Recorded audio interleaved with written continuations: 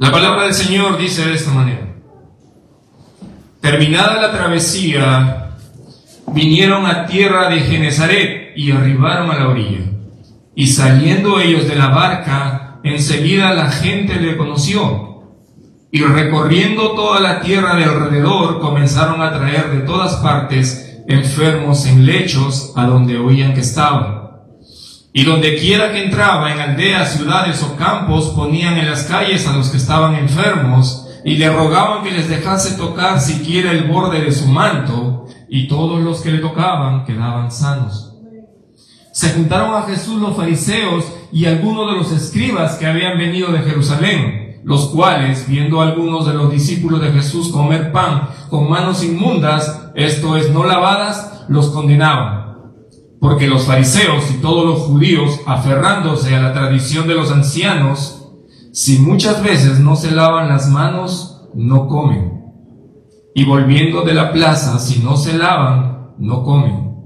Y otras muchas cosas hay que tomaron para guardar, como los lavamientos de los vasos de beber, y de los jarros, y de los utensilios de metal, y de los lechos.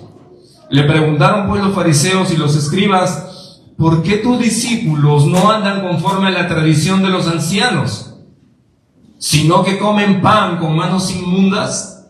Respondiendo él le dijo: hipócritas, bien profetizó de vosotros Isaías, como está escrito: este pueblo de labios me honra, mas su corazón está lejos de mí.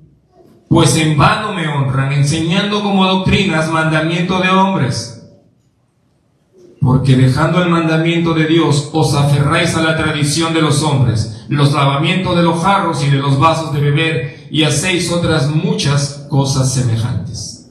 Hermanos, tomen asiento, voy a dejar con el pastor Rodrigo.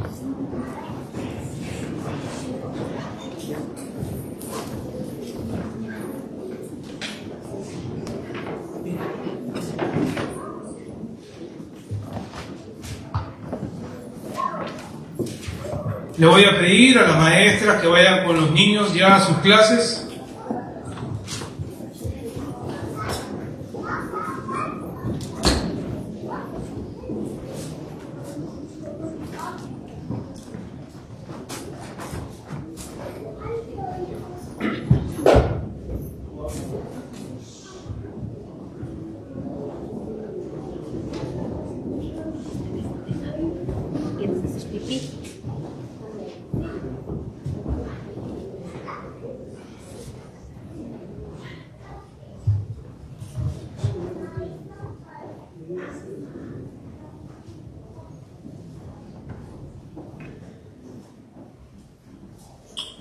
Entramos ya al capítulo 7 de Marcos.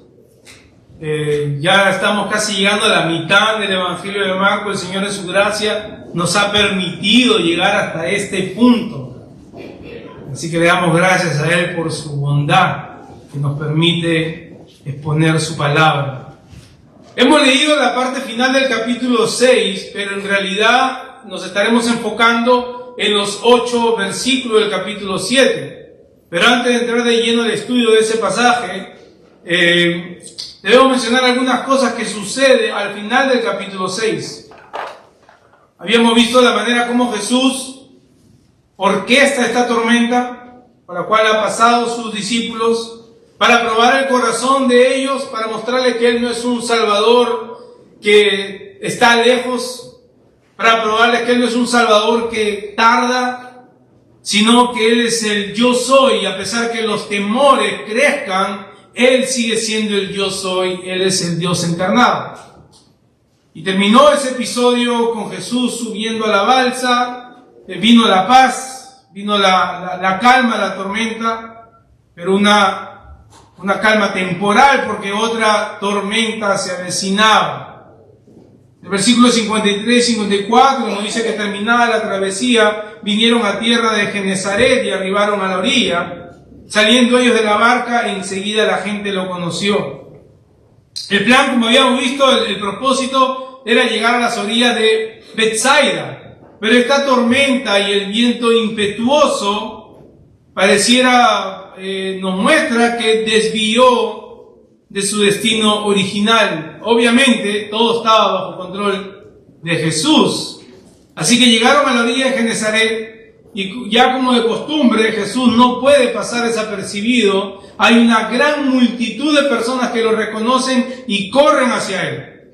Y van corriendo a él con sus enfermos y vemos la gran necesidad que hay. Pero sobre todo eso vemos la gran bondad de Jesús. El versículo 55 nos dice que recorría toda la tierra y comenzaron, dice, a traer de todas partes enfermos en lechos. En sus camas traían a sus enfermos. Y donde quiera que entraban, dice, aldeas, ciudades y campos, ponían en la calle a los que estaban enfermos y le rogaban que les dejase tocar siquiera el borde de su manto, y todos los que le tocaban quedaban sanos. Imagínense ciudades llenas de enfermos en las calles. El desespero de las personas que han vivido sin ningún tipo de esperanza. Ahora ven a Jesús, esta persona, este hombre que hace milagros, que podía traer cierta esperanza, cierto alivio a sus dolencias físicas. Y Jesús muestra su bondad para con todos. Aunque este alivio físico fuera temporal, Él no restringió su bondad de concederle salud, de sanarnos.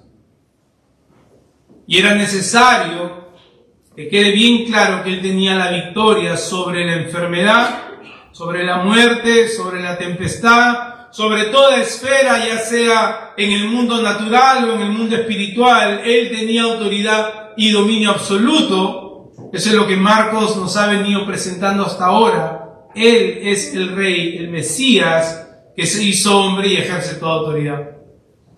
Ahora, nosotros leemos rápidamente este texto que nos dice que recorría todas las aldeas, ciudades y campos. Esto es lo que nos muestra, haciendo un cálculo, es que Jesús y sus discípulos abarcaban un área de más o menos 1000 millas cuadradas. Ellos no tenían un ministerio estático. Quizás 1000 millas cuadradas sea como la tercera parte de New Jersey. Podríamos juntar todo Newark, todo Morristown, todo Union, todo Linden, todo Elizabeth, en fin, cerca de 10 ciudades de New Jersey, para tener una idea de todo lo que Jesús y sus discípulos estaban recorriendo. Y cada uno que tenía un enfermo lo traía, dice, en sus camas y los ponían en la calle. Todos aquellos que los tocaban quedaban sanos. Ahora nosotros leemos esto y definitivamente ciertas cosas han cambiado. Primero, que no somos los apóstoles, para comenzar. No hay quien tenga ese don extraordinario de sanidad como los apóstoles. No que Dios no haga milagros, hermanos. Tenemos una y otra vez que repetir esto. Nosotros creemos en un Dios que hace milagros. Hay alguien enfermo, oremos. El Señor en ese mismo momento puede tener una sanidad completa. Pero lo que no vemos es que hay una persona que tenga este don de sanidad explícito. Donde, como los apóstoles, donde iban, sanaban. Tendríamos hospitales de niños ya vacíos. No habría más enfermos dentro de las iglesias. Así que algunas cosas han cambiado. También han cambiado el ministerio terrenal de Jesús, porque físicamente no está presente, pero está en su iglesia. Y la responsabilidad que le ha dejado a su iglesia, tu responsabilidad, mi responsabilidad ante la necesidad de un mundo que muere en tinieblas, eso no ha cambiado. De presentar, así como Jesús y sus discípulos recorrían toda aldea, toda ciudad, nosotros debemos, donde quiera que vayamos, hermanos, presentar el nombre de Jesús como esperanza de vida eterna.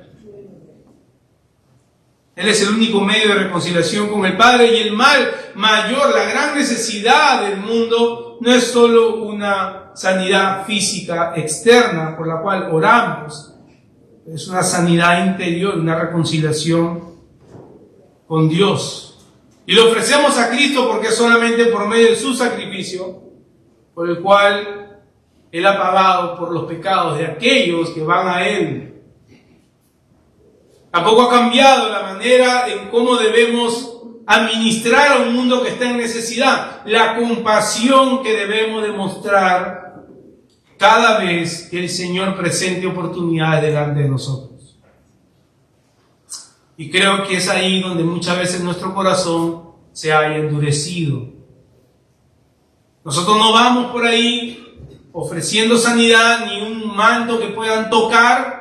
Vamos proclamando el nombre de Cristo y debemos proclamarlo mostrando el amor que hemos recibido del Padre. No debemos ser indiferentes. Muchas veces como iglesia nos encerramos en nuestras cuatro paredes y no mostramos compasión con aquellas necesidades que el mundo está enfrentando.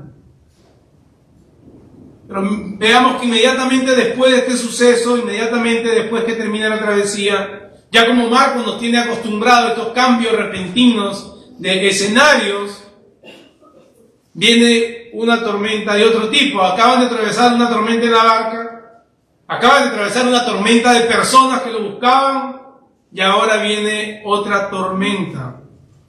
Y yo creo que Marcos estratégicamente nos muestra este gran contraste entre estos tres grupos que siguen a Jesús, que son los mismos tres grupos que se hay en toda iglesia. El primer grupo lo busca por los beneficios. El segundo grupo, sus discípulos, están con él por quién es él. Y el tercer grupo que Marcos nos presenta aquí son los religiosos, que creen que por hacer ciertas cosas se merecen ciertas cosas por parte de Dios. Y esos tres grupos siguen bien presentes en toda iglesia, hermano. Aquellos que buscan a Jesús por sus beneficios, aquellos que están con Jesús por quién es Él, pero aquellos que piensan que por actos externos merecen algún tipo de reconocimiento. Es como ver la parábola del hijo pródigo, que en sí no es la parábola del hijo pródigo, es la parábola del amor del padre y del corazón de estos dos hijos que están completamente alejados del padre. Uno va y hace lo que quiere y el otro cree que se merece el amor del padre. Si hemos leído la parábola, podemos reconocer, o la historia, podemos reconocer el corazón del hijo que se quedó como un corazón religioso. Así que en esta porción del pasaje, la cual vamos a estar meditando hoy, vamos a estar viendo estas cosas. Marcos nos va a mostrar aquí cómo los actos religiosos no necesariamente involucran al corazón. Marcos nos presenta aquí que muchas veces los sacrificios externos simplemente reflejan hipocresía. Y esto nos debe llevar a lo siguiente, nos debe llevar a pensar lo siguiente. Debemos estar seguros si lo que nosotros hacemos por el Señor proviene de un corazón que lo adora conforme a su palabra, o simplemente son actos externos que buscan la aprobación de los demás. Debemos asegurarnos, hermanos, que lo que hacemos por el Señor proviene de un corazón que lo adora y no estarlo haciendo para buscar la aprobación de los demás. En la actualidad, en la iglesia tenemos muchos ejemplos en lo que Jesús en el pasaje llama como mera tradición de hombres. Estas tradiciones en las cuales los hombres se aferran. Como dice la palabra, a ellos le dan un sentido de seguridad, muchas veces para sentirse superiores a los demás. Actos religiosos que buscan la aprobación para sentirse superior. Uno de esos claros ejemplos es el hablar en lenguas. Se impone como regla para identificar a aquellos que son salvos o aquellos que no. Aquellos que han recibido la unción del Señor o aquellos que no han recibido la unción del Señor. Esa es tradición de hombres. Juan dice que todos hemos recibido la unción del Señor. Pero se impone, lo cual comienza a generar un sentido de superioridad a aquellos que lo hacen como a aquellos que no. ¿Qué es lo que genera esto? Que todo el mundo quiera hablar en lenguas, que son balbuceos, y se cae en la religiosidad. son solo actos externos. Alguien decía por ahí, hay gente que busca hablar en lenguas y no puede controlar la propia que tiene la persona. No lo inventé yo, lo dijo un predicador. En otro contexto se hace un sobreénfasis en el vestuario. El hombre siempre tiene que ir con corbata y nunca con manga corta, siempre con manga larga. Y la mujer no puede usar pantalón, porque alguien decía que fue al infierno y regresó y vio en el infierno todas las mujeres que usaban pantalón. Y esto comienza a oprimir al pueblo.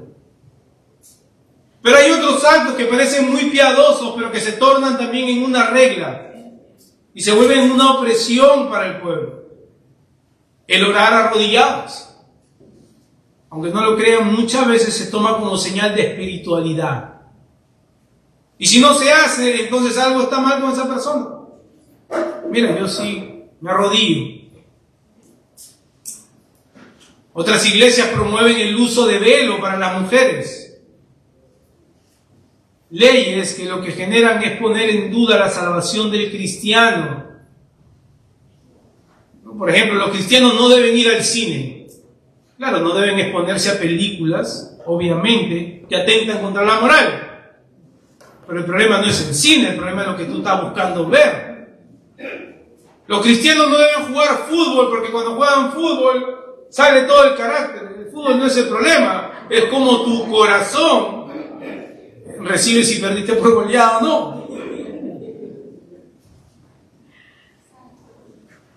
El problema, hermano, es que ponemos estas cosas por encima de la palabra como un medidor acerca de la conversión, de la santidad de la persona, en vez de usar la Biblia. Y así hay muchas tradiciones que comienzan a surgir dentro de la iglesia.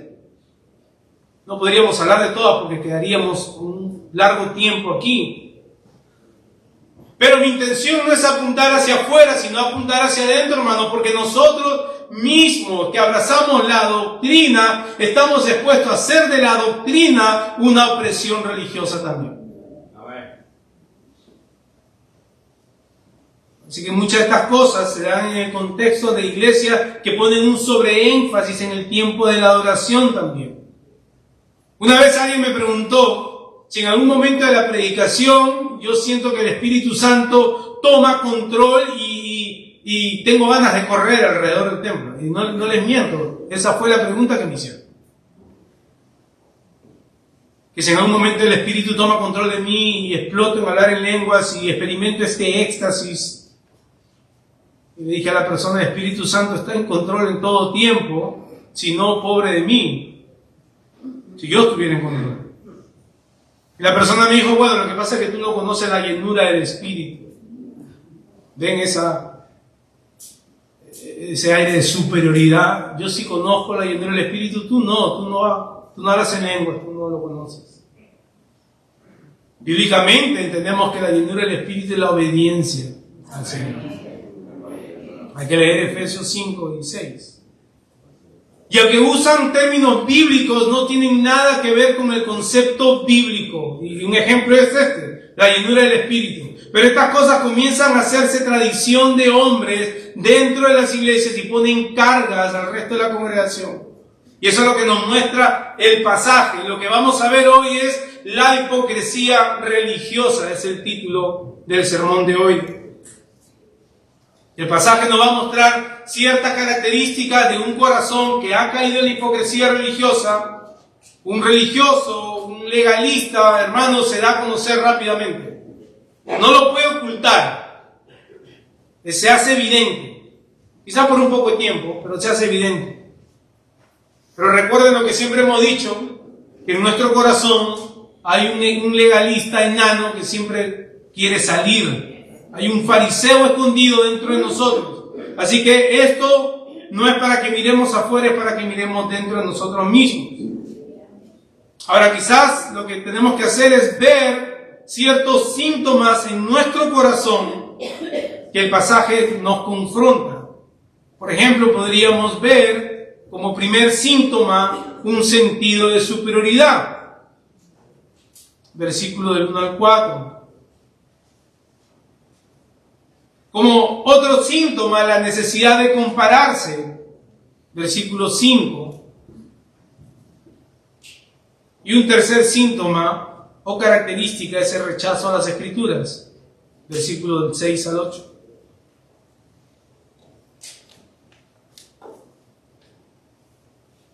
Hermanos, acompáñenme en oración para que el Señor nos fortalezca, nos confirme y nos arraigue en su palabra. Amado Padre, necesitamos de tu ayuda. Rogamos, Señor, por tu asistencia, no solo en la exposición de la palabra, porque es palabra santa, es palabra perfecta, es palabra inspirada por ti, Señor. El que se para aquí es solo un instrumento, pero también por lo débil de nuestros corazones y lo débil de nuestras mentes. Ayúdanos, Señor, no solamente exponer la palabra, pero aplicarla en nuestro corazón.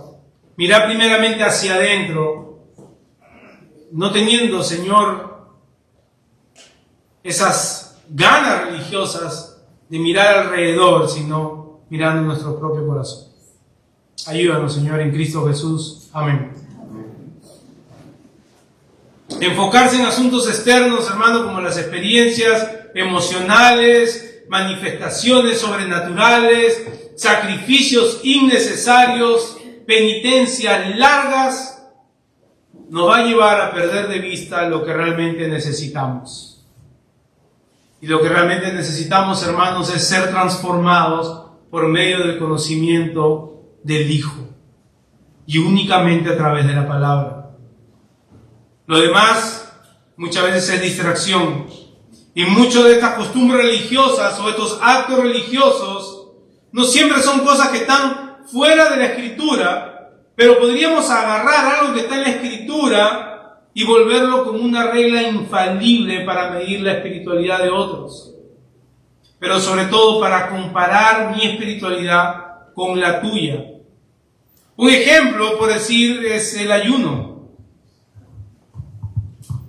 Quien ayuna más días es más espiritual, ¿verdad? En muchos contextos se ve así. Ahora, ¿es el ayuno una buena práctica? Por supuesto. ¿Es una práctica bíblica? Claro que sí. Pero el propósito del ayuno no es para compararme con mi hermano. Si yo ayuné 40 horas, otro hermano ayuna 5 horas. No ese es el propósito. ¿Es el ayuno acaso un medio por el cual yo puedo mostrar que soy más espiritual que otros, que soy más maduro que otros en la fe? De ningún modo. Yo conozco personas que hacen ayuno por mucho tiempo y son incapaces de pedirle perdón a su hermano o reconocer que fallaron. Muchas de estas prácticas, hermanos, lo que hacen es promover el orgullo, el egocentrismo. Y al final creemos que esto nos pone un escalón más arriba que los demás, nos pone más cerca de Dios. Y como yo hago esto mejor que tú, yo merezco algo de Dios. El ayuno, que no tiene como propósito crecer en la relación con Dios, que no tiene como propósito crecer en un compromiso mayor con Dios, que no tiene como propósito renunciar a mi pecado y desarrollar el fruto del Espíritu, desarrollar virtudes en mi vida que veo en Cristo. El ayuno que no tiene ese propósito es un ayuno vano. Es un ayuno vano. Si este ayuno no tiene con añadir a mi vida perdón, bondad, mansedumbre, mi servicio sacrificial para con otro, la renuncia de mi egoísmo constante, es un simple acto religioso y cae, hermanos, en la categoría de hipocresía religiosa. Es exactamente la actitud con la que se muestran estos fariseos. Hemos dicho que el primer síntoma que muestra un fariseo, un legalista, es que tiene un sentido de superioridad. Miren el versículo 1. Se juntaron a Jesús los fariseos y algunos de los escribas que habían venido de Jerusalén. Quizás sea necesario que expliquemos brevemente qué es un fariseo, qué es un escriba. Un fariseo no era un pecador empedernido que iba por ahí pecando.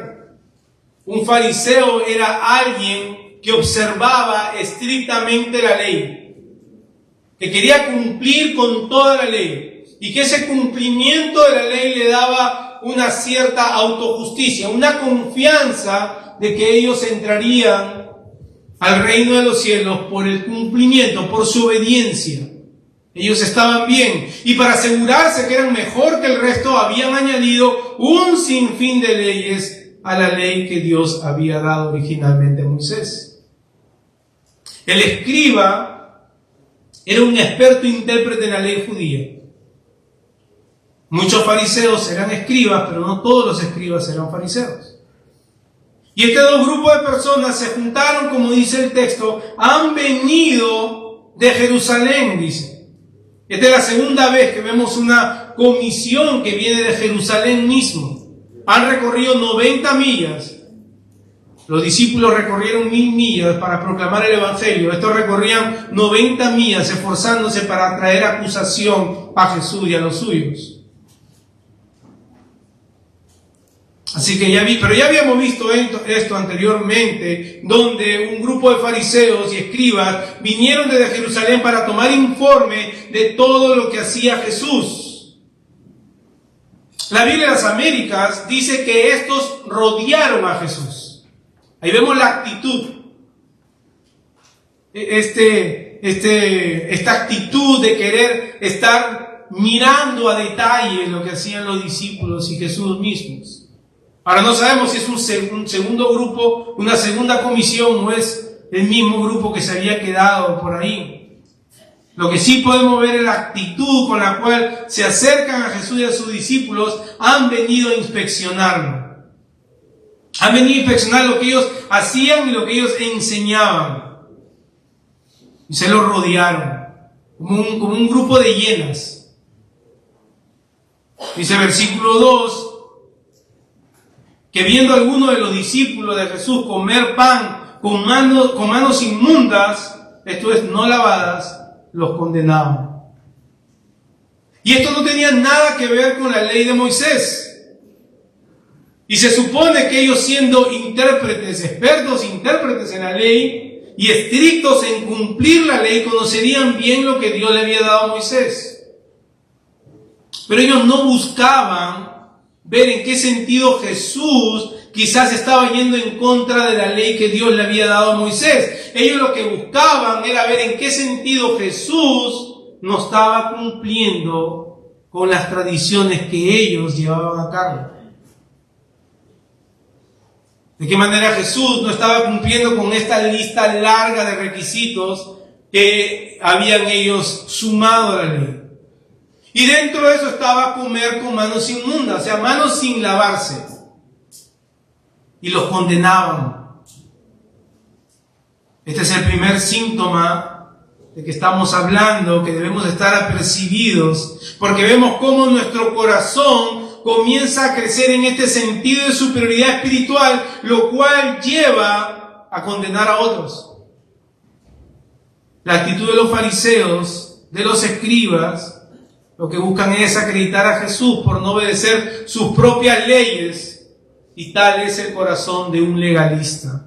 Busca condenar a otros que no practican lo que él o ella rigurosamente practica.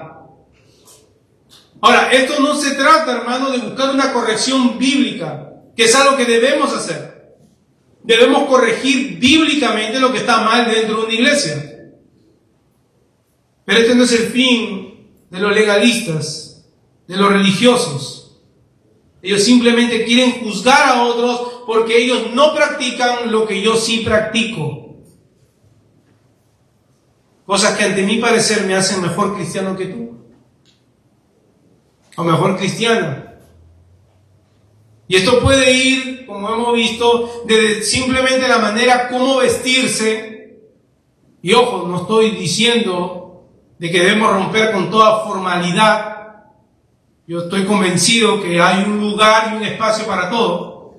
No estamos hablando de eso. Pero hay personas que miden su espiritualidad según la manera como se visten. Y eso puede dar un cierto sentido de superioridad. Un aire de que estoy espiritualmente mejor que los demás.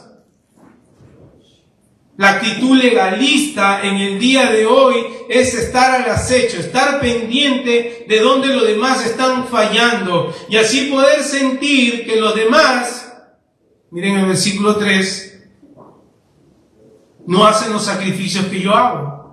Dice, porque los fariseos y todos los judíos, aferrándose a la tradición de los ancianos, si muchas veces no se lavan las manos, no comen.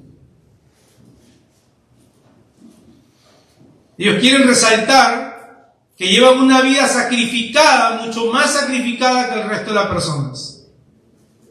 Ellos se aferran, dice la Escritura, quiere decir que toman algo con fuerza.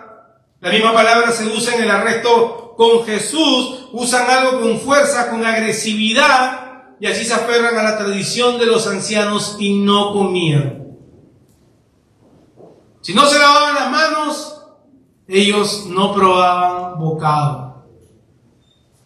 Lo cual nos lleva a ver, hermanos, esta vida de sacrificio vano, estas muestras exteriores. ¿Qué había pasado con este grupo de personas que leyendo la ley de Moisés le añadieron, la interpretaron y la aplicaron desastrosamente y llevaron al pueblo en total a una desviación?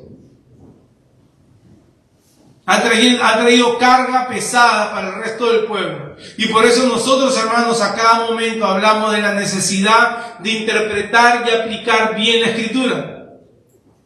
Una mala interpretación lleva a una peor aplicación y ahí va el resto de las personas.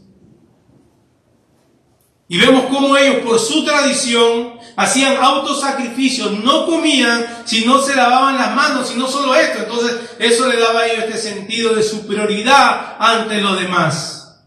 Pero dice que esta no era la única tradición que ellos habían tomado para guardar, sino muchas cosas más. Dice el versículo 4. Dice que volvían de la plaza y si no se lavaban tampoco comían. O sea, no solamente era que si tocaban algún tipo de suciedad, el simple hecho de verse rodeado de gentes en la plaza, de gentiles, a ellos los llevaba a pensar que ya estaban inmundos. Y si no se lavaban, no comían.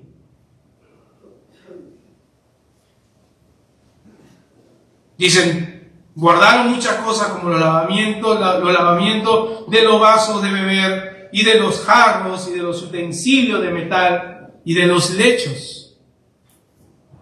Una vez más, Marcos nos resalta este sacrificio externo que no tiene ningún sentido. Por eso no comen. Era más importante para ellos lucir como personas altamente espirituales, gozar de la aprobación y de la admiración de las personas, que aplicar efectivamente la palabra del Señor a sus corazones. La seguridad de ellos y de los legalistas, de los religiosos en la actualidad, está en su constante puesta en escena, en su constante actuación. Para ellos la espiritualidad se mide por asuntos externos. De las cosas que me privo, cómo luzco, mis sacrificios, eso me dice que estoy mejor que otros. Ahora, ¿cómo saber que este síntoma de hipocresía religiosa está en mi corazón? ¿De qué manera podemos examinar nuestro corazón? Y hay unas cuantas preguntas que quiero hacer. ¿Estás midiendo a tus hermanos por aspectos meramente externos? Muchas veces hablamos de la reverencia hacia el Señor, pero lo asociamos con asuntos simplemente externos. Yo sí tengo reverencia porque luzco o visto de cierta manera. Me siento superior a otros por mi nivel de conocimiento religioso espiritual. Trato a los demás con condescendencia o desprecio porque no están a mi nivel, porque no hacen lo que yo hago. Busco constantemente reconocimiento o admiración por parte de los demás. Quizás estas sean solo unas cuantas preguntas que debamos hacernos, pero son importantes para examinar nuestro corazón, si hemos caído en la hipocresía religiosa.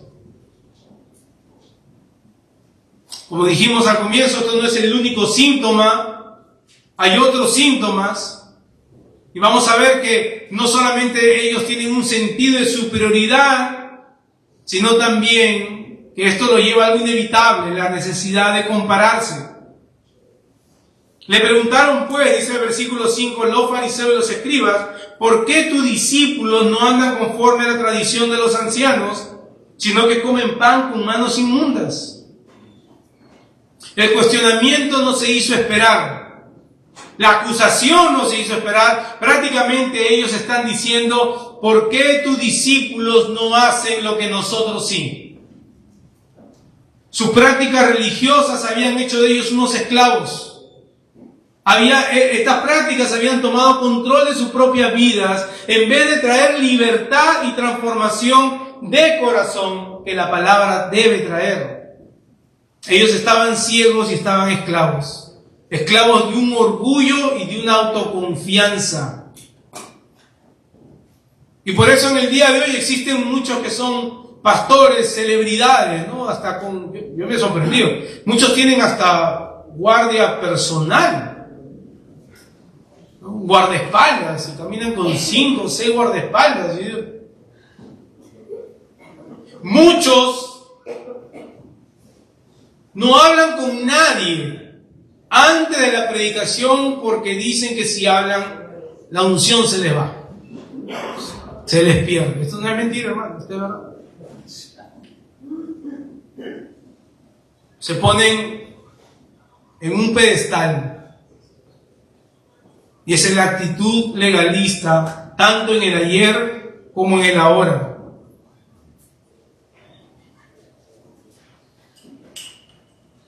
Obviamente aquí lo que se resalta es obvio. Los fariseos le están diciendo a Jesús, ¿por qué tus discípulos no andan según nuestros mandamientos, según nuestras leyes? No es que no andan conforme a la palabra. El interés de este grupo no era saber si Jesús estaba aplicando bien la palabra o no. El interés es que si tú estás siguiendo lo que nosotros decimos. Y querían culparlo como aquel que estaba pecando. Como aquel que estaba pecando porque no cumplía con estas tradiciones. El legalista no le importa la verdad de la Escritura. El legalista puede ser confrontado con la misma palabra y aún así rechazarla, porque en su corazón prima su tradición, su propio estándar de justicia. Dice, no pueden respaldar bíblicamente sus tradiciones. Esa es la verdad de los legalistas. Pero como se le ha sido impuesta por generación en generación, se dan por sentadas que son tradiciones o mandamientos que vienen por parte de Dios. Mucho de esto lo vemos en la iglesia romana, ¿no? Donde se dice que los viernes no debe comerse carne, donde la Escritura dice que los viernes no debe comerse carne. O el miércoles de ceniza. Y son actos externos y van con su frente con ceniza, pero eso no habla nada del corazón. La vana repetición del rosario. Penitencias absurdas. Pero también dentro del mundo evangélico también existen estas tradiciones de hombre que a las personas le dan una sensación de autojusticia. Y se van comparando muchos. ¿Qué tipo de música escuchas tú? ¿Qué tipo de música escucho yo? Pero otras son más extremas. Otras posturas legalistas hacen de algo bueno algo pecaminoso. Y le voy a dar un ejemplo. Dios nos ha dado como medio de gracia ordinario la oración. Esto quiere decir que el cristiano tiene el privilegio de ir al trono de gracia para el socorro oportuno, para orar. Y tenemos la libre entrada por el sacrificio de Cristo. Cosa que el pecador sin Cristo no tiene, hermano. Y eso a veces le resulta chocante a la persona. Pero una persona sin Cristo no tiene el beneficio de que su oración sea escuchada como aquel que está en Cristo, a menos que sea la oración de arrepentimiento. Pero este medio de gracia que el Señor nos ha dado, muchas personas lo usan como un medio para medir mi espiritualidad. En ciertas iglesias se forman estos grupos de intercesores. Ahora, no estoy hablando de una iglesia en particular, hermanos, pero es lo que se da. O intercesoras. Guerreros de oración o guerreras de oración. Los que se ponen en la brecha o las que se ponen en la brecha. Hermanos, lo único que esto hace es estimular el ego de las personas. Porque piensan que el tipo de oración que ellos hacen de alguna manera es más efectiva que la oración de cualquier santo que ora en su casa. Esto es religiosidad. Esto es religiosidad. Muchas de estas personas ni siquiera crecen en relación interpersonal dentro de su iglesia, no soportan a nadie, pero son los guerreros de oración. Hermano, aquí estamos llamados, todos debemos orar. Y damos gracias al Señor, que el Señor mueve los corazones de aquellas personas que antes del culto se reúnen para orar. Amén por eso. Pero ellos no están en una esfera mayor que nosotros. Ni su oración es más efectiva que la de nosotros. La oración debe ser como el respirar del cristiano. Estos grupos lo que hacen es eso, crear un segundo nivel de cristiano. Mi oración, la manera como yo lo hago, aquí yo estoy, tú todavía estás en pañales, poco a poco vas a aprender. No, hermano. Lo que queremos es que cada creyente esté consciente del medio de gracia ordinario que el Señor le ha dejado, que es la oración. Muchas veces dentro de la oración queremos comparar nuestra oración. Y también nos da cierto sentido de superioridad. Yo oro mejor que el hermano. Y me dejo llevar por mi ego y oro 1 hora y los demás hermanos que están esperando orar no pueden orar. Todas estas cosas son pequeños síntomas, hermanos, que debemos observar en nuestro corazón. Así que ellos agarran, llegan donde Jesús y prácticamente les están diciendo, tus discípulos no hacen lo que nosotros hacemos, y es lo mismo que sucede en la iglesia actual. Ustedes no hacen lo que nosotros hacemos. Ahora, lo mismo sucede con el evangelismo. Miren hasta dónde llega la hipocresía religiosa. Tienes que ganar al menos 2 personas para Cristo cada semana. ¿Y dónde la Escritura dice que tienes que ganar? En primer lugar, tú no ganas a nadie. Ya, en primer lugar. Y ahí escuchamos hombres y mujeres que con gran vanidad y con gran ignorancia y con gran osadía dicen, yo me he ganado muchas personas para Cristo.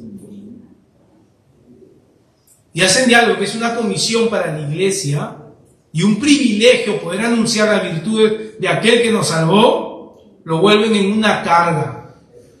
Porque si tú no ganas a 1, a 2 personas para Cristo, algo mal hay en ti. Su ceguera es tan grande como la de los fariseos. El legalista de hoy se compara con aquellos que no dan a la altura de las propias exigencias que ellos imponen. Y así hay un sinfín de cosas, hermanos, que ellos usan para compararse. Así que debemos observar estos síntomas que son muy marcados en el corazón. Y estoy hablando para mí mismo, hermano. Un sentido de superioridad, una necesidad de compararse, pero lo que en realidad todo esto nos muestra es la raíz de todos estos síntomas, y es lo que vamos a ver en nuestro tercer encabezado, que es el rechazo a las Escrituras.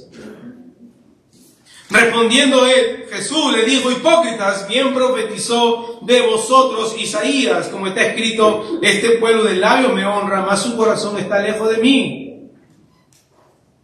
Pues en vano me honran enseñando como doctrinas mandamientos de hombres. Mientras que estos fariseos querían acusar a Jesús que no estaba cumpliendo él y sus discípulos con la tradición de los ancianos, Jesús los acusa de algo mayor, de una hipocresía que lo llevaba simplemente a adorar a Dios de manera externa.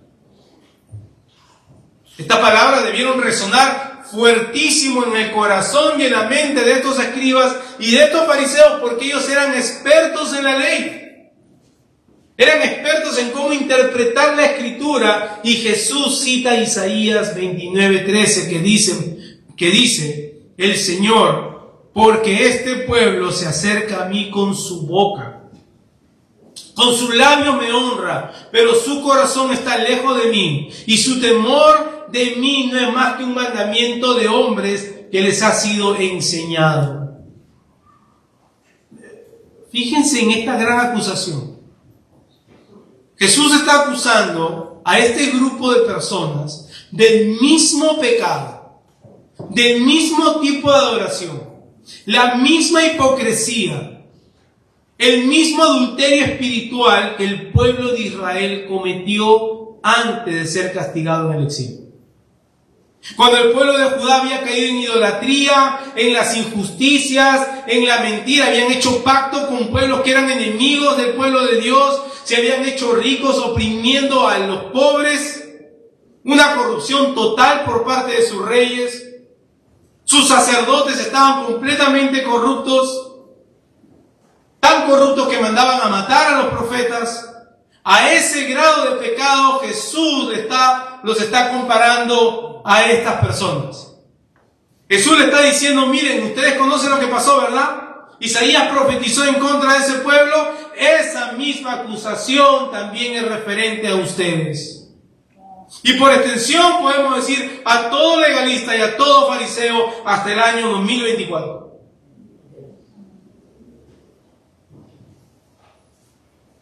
El legalista, el religioso que solo se ocupa en lo externo, que vive simplemente de apariencias y pone carga en los más débiles que ellos muchas veces ni cumplen.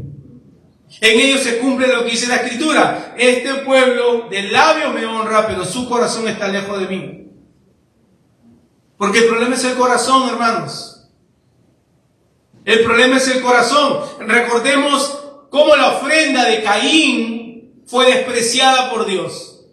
Y perdemos de vista lo que el resto de la Escritura dice, porque las obras de Caín eran malignas. No había ningún problema con la ofrenda en sí, lo hemos dicho antes. Es con la actitud que Caín se mostró delante de Dios. Nosotros podemos venir aquí, hermanos, y hacer un sinfín de cosas, y puede ser el hombre o la mujer más activa en la iglesia. Y tu corazón, mi corazón, yo puedo estar aquí para, hermanos, predicando, desgastándome en predicar, y viendo eso como una confianza para mi autojusticia, y mi corazón estar completamente alejado de Dios. Por eso que Jesús da esta sentencia durísima para ellos. Ustedes de labios nada más me honran, vienen y hacen todas sus cosas, y hacen todas sus puestas en escena, sus teatros, sus danzas, sus banderas y un sinfín de cosas, pero su corazón está lejos. Es la misma adoración y el mismo sacrificio que presentó Caín.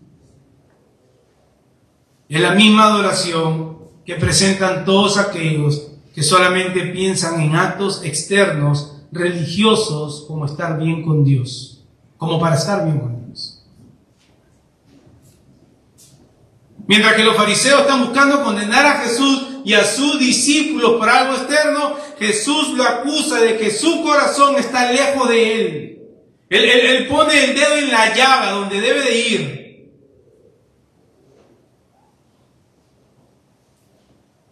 Muchas veces hemos preguntado ¿por qué hacemos lo que hacemos?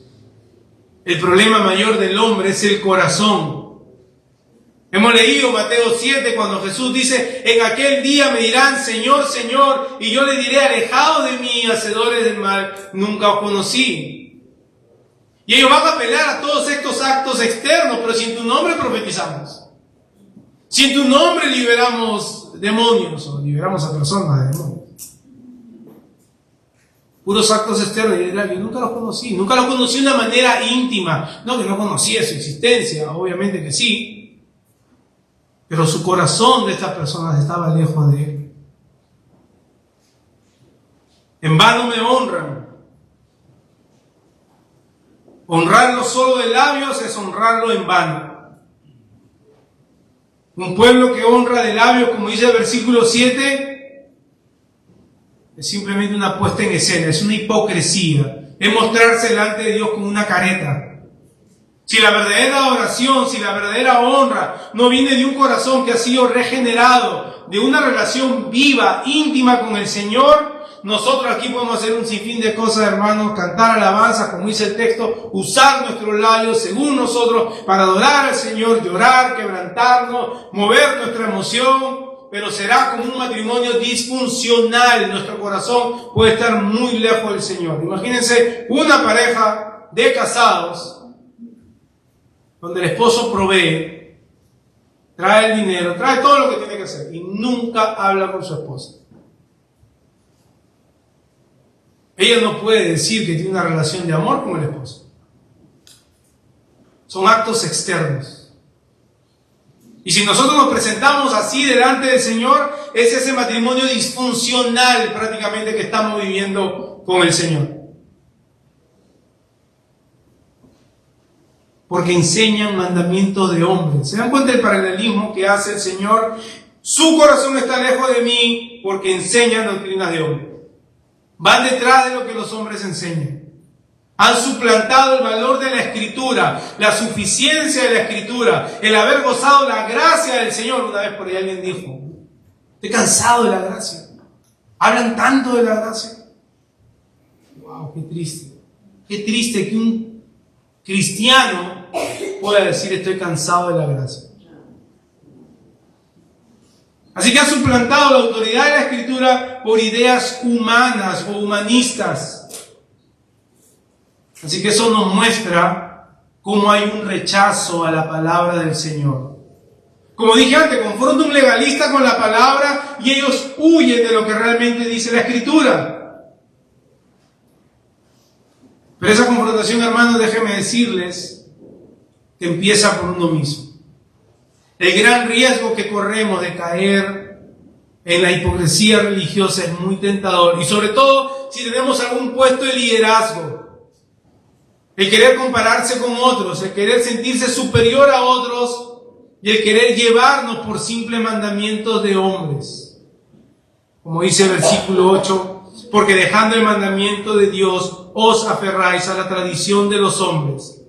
Los lavamientos de los jarros, de los vasos de beber, y hacéis muchas otras cosas semejantes a Jesús. Lo que está haciendo es, hacen muchas cosas externas, y después el resto del pasaje que estudiaremos el otro domingo nos habla de los efectos de esto. La misma palabra, se aferran a la tradición de hombres, se aferran a vivir de puras apariencias, se aferran a vivir de rituales de limpiezas externas cuando el problema real es el corazón.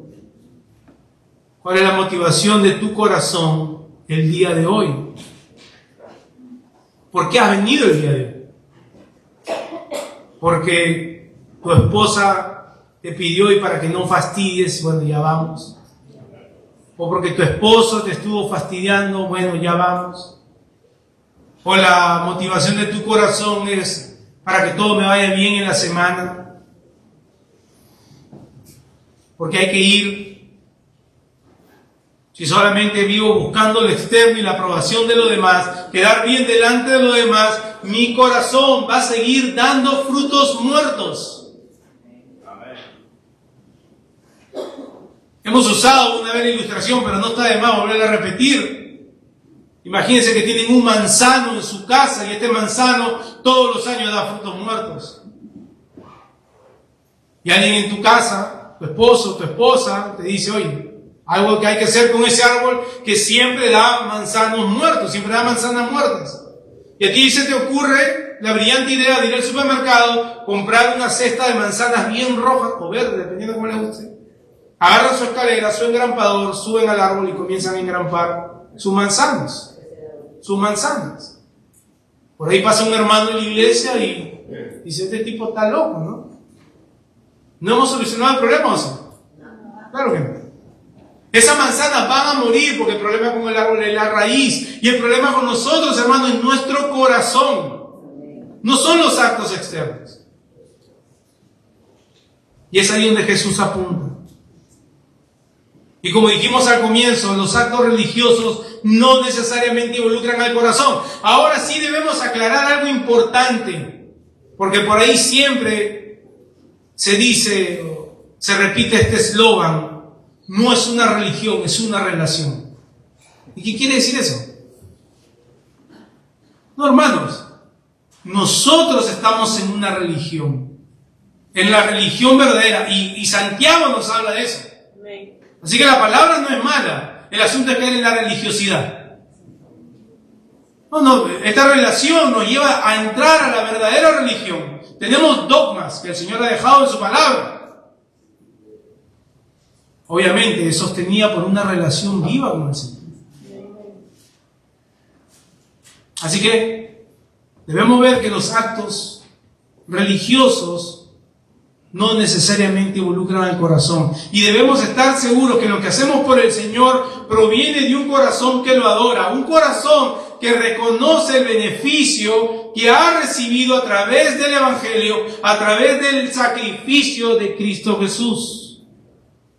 No debiéramos estar buscando la aprobación de los demás. No debiéramos vivir de una hipocresía religiosa. ¿Qué clase de oración presentas hoy al Señor? Domingo tras domingo debemos preguntarnos qué clase de oración le presento al Señor. Muchas veces mi adoración es muy débil, hermanos. Tengo que reconocer que muchas veces mi corazón es débil. Pero sé que mi adoración y tu adoración, por débil que sea, si es presentada por medio de su Hijo Cristo, es recibida por Él. Amén.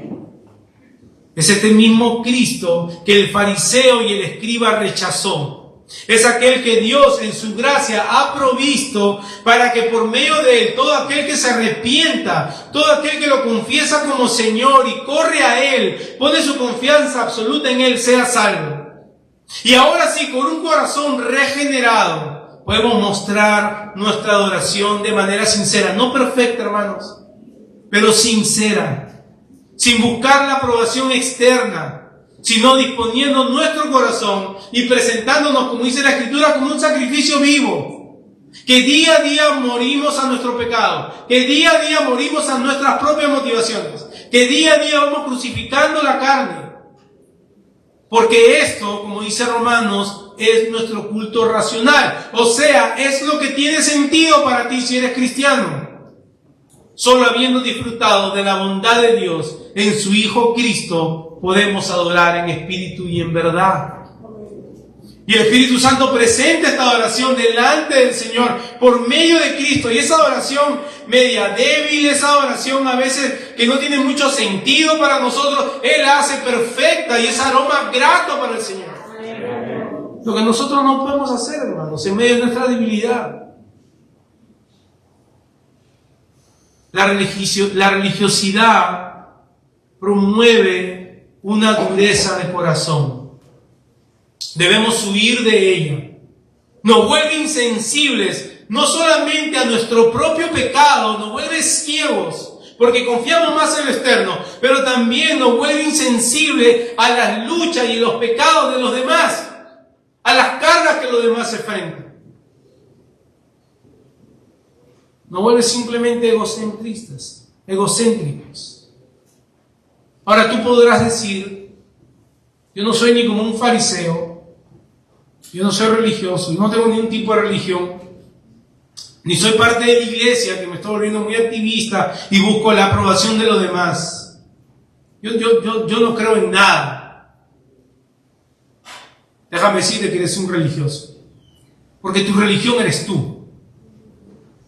Tu religión y tu confianza está centrada en lo que tú haces y demuestras ante la sociedad. Y es más, tú tienes un concepto de quién es Dios y lo que haces te da cierta confianza delante de Dios. Tú eres un religioso o una religiosa. No importa si has confesado a Cristo o no. Y solo en el Hijo puedes ser liberado de aquella religión.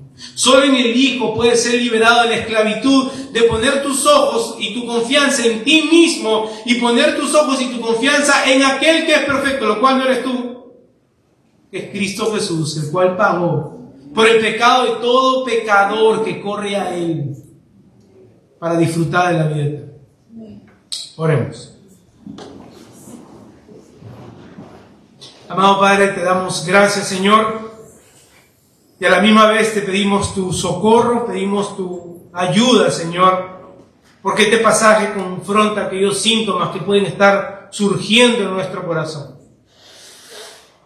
Este pasaje confronta, Señor, actitudes que muchas veces mostramos, que muchas veces, Señor, nos podemos estar autoengañando, pensando, Señor, que estamos haciendo lo correcto y comenzamos a crecer en este sentido de superioridad, en la necesidad de compararnos con otros, Señor, y rechazar, Señor, tu palabra, lo que tu palabra nos ordena de cuál debe ser la actitud de nosotros para con otros.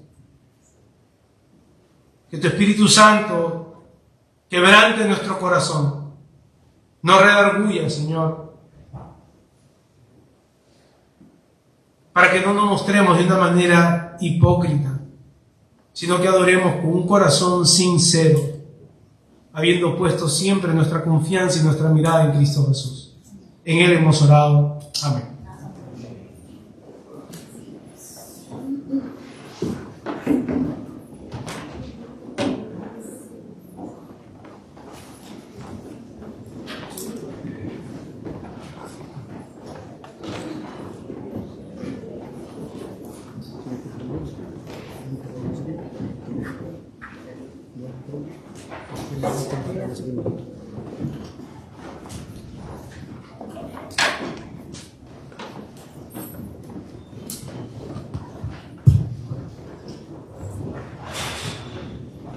Pongamos de pie, mis hermanos, y vamos a entonar una última alabanza.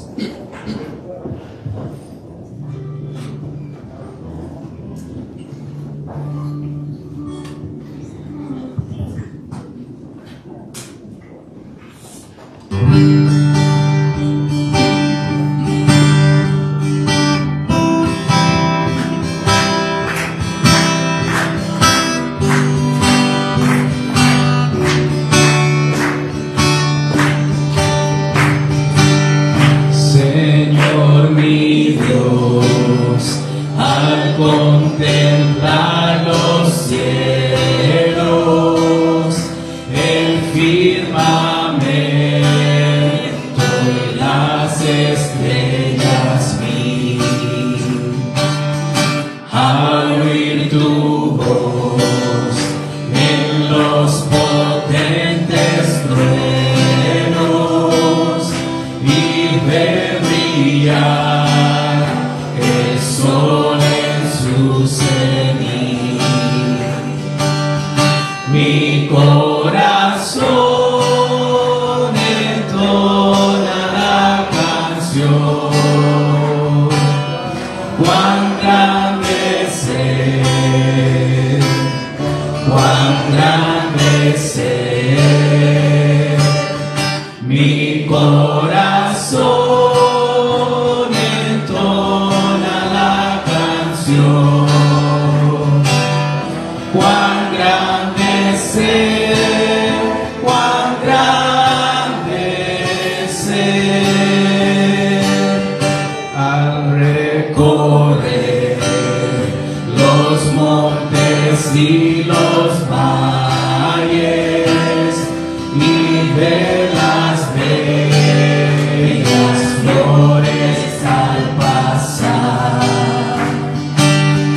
al escuchar el canto de las aves y el murmurar del claro manantial, mi corazón entona la canción, cuán grande es Él, engrandecer. Mi corazón entona la canción. Cuán grande es Él, cuán grande es Él. Cuando recuerdo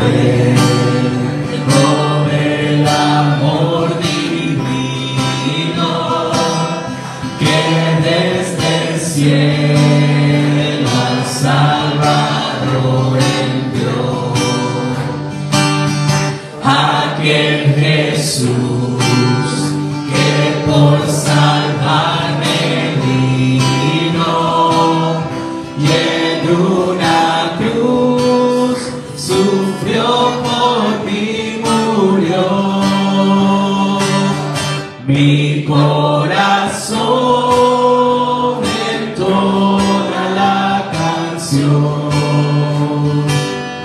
Cuán grande es Él, cuán grande es Él. Mi corazón entona la canción. Cuán grande es Él, cuán grande es Él. Cuando el Señor me llame a su presencia, al dulce hogar, al cielo de esplendor, y adoraré cantando la grandeza de su poder y su infinito amor. Mi corazón entona la canción. Cuán grande es Él, cuán grande es Él. Mi corazón entona la canción. Cuán grande es Él, cuán grande es Él. Cuán grande es Él, cuán grande es Él.